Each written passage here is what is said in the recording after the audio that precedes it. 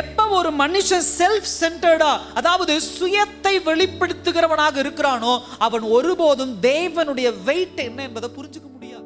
உங்க பெருமை, உங்க பிள்ளைகளுடைய பெருமை, உங்க ஜாதி பெருமை, உங்க மொழி பெருமை, உங்க பண பெருமை, இப்படிப்பட்ட ஒரு ரெவலேஷனை வெளிப்படுத்திட்டு, இப்படிப்பட்ட ஒரு வெளிப்படுத்துதலை வெளியில பேசிட்டு இருக்கிறீங்கன்னா, கர்த்தருடைய கனம் என்ன, கர்த்தருடைய மகிமை என்னங்கிறத ஆழமா நீங்க புரிந்து கொள்ளவே முடியாது. இன்னைக்கு தேவ பிள்ளைகள் விட்டுட்டு வர வேண்டிய விஷயங்களை விட்டுட்டு வராததுனாலதான் கர்த்தருக்குள்ள ஒரு நிலையா வாழ முடியும். நீங்க கர்த்தருக்குள்ள வந்துட்டு உலக பெருமைகளை பேசிட்டு உட்கார்ந்து இருக்கிறீங்க, தேவ பெருமையை பேசல. நான் இந்த ஊர்க்காரன், நான் இந்த ஜாதிக்காரன், நான் இவ்வளவு பணம் கொண்டவன், நான் இப்படி படிச்சவன், நான் இந்த மாதிரி ஆளு, நான் இந்த மாதிரி பேச்சுல 10 வார்த்தை இதுதான் வருது. தேவ நாமத்தை எங்க மகிமைப்படுத்துறீங்க? மிகப்பெரிய தப்புங்க அது. தேவனிடத்துல நீங்க பண்ற வாக்கு இருக்கு பாத்தீங்களா, அதுல ரொம்ப கவனமா இருக்கணும். ப்ராமிஸ் பண்றது, ஒரு விஷயத்தை கர்த்தரிடத்துல ஒரு அப்படி உற்சாகத்துல ஒரு சில விஷயங்களை சொல்லிடுறது உண்டு.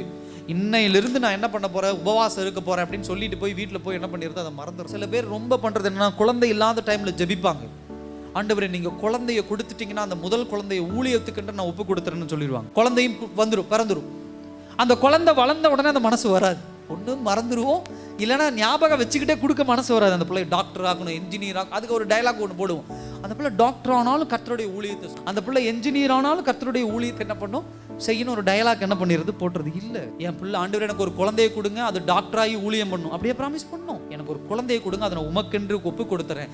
அண்ணால் எப்படி சாமுவேலை சொன்னாலும் அதே மாதிரி ப்ராமிஸ் பண்றது. எனக்கு ஒரு வேலை கொடுங்க ஆண்டவரே, நான் இதை செய்யறேன், எனக்கு இதை செய்யுங்க, நான் இதை செய்யறேன். இப்படிப்பட்ட ஒரு ப்ராமிஸ், இப்படிப்பட்ட ஒரு வாக்கை கர்த்தருக்கு கொடுத்துட்டு தயவு செய்து அசால்ட்டா இருந்துறாதீங்க. கர்த்தர்கிட்ட கொடுத்தா கண்டிப்பா அதுக்கு என்ன பண்ணும், கணக்கு கொடுக்கணும். ஏன் அப்படின்னு சொன்னா, நீங்க செய்யற விஷயம் என்ன தெரியுமா, அந்த வாக்கு என்ன தெரியுமா, கிராட்டிடியூட்.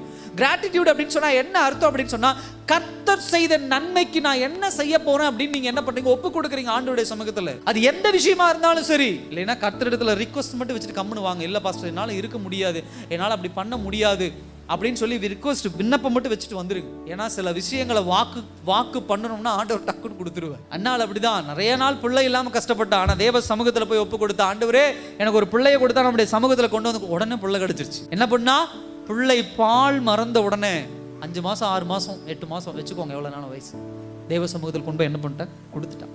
ஆனா ஆசீர்வாதம் என்ன தெரியுமா, அந்த ஒரு பிள்ளைய கொண்டு போய் கொடுத்துட்டு வந்து பிள்ளையே பெறாதவ அடுத்த 5 குழந்தைய வருஷம் என்ன பண்ற, பெத்தெடு. நீ கர்த்தருக்கு கொடுக்க வேண்டிய காரியத்தை வாக்கு பண்ணிட்டு நீங்க கொடுக்கல அப்படின்னு சொன்னா ஆசீர்வாதம் அதோட தடைப்பட்டு போயிடும்.